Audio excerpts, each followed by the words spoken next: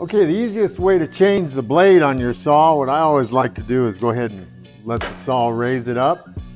You've got a blade guard adjustment here.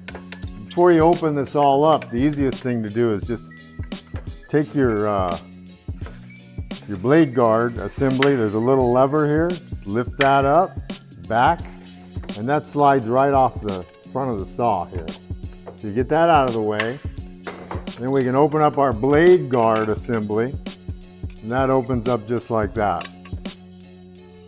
On the back of your saw, you're going to come with a wrench. That wrench fits right on here, and underneath the motor here, right in the front of this model, there's your blade. It doesn't have to be super tight. People really over tighten these.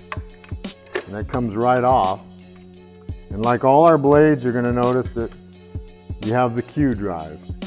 Okay, when you're reinstalling the blade, make sure that you line that Q drive up. It can only go on one way, and put that so it's nice and flush. Everything fits, then slide that right back over. Put your washer.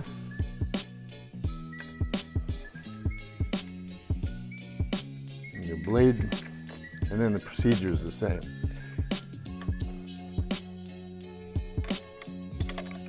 Snug that back up, close your blade guard.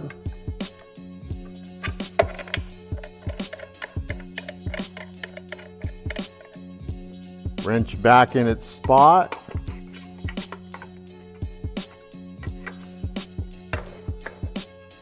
And reinstall.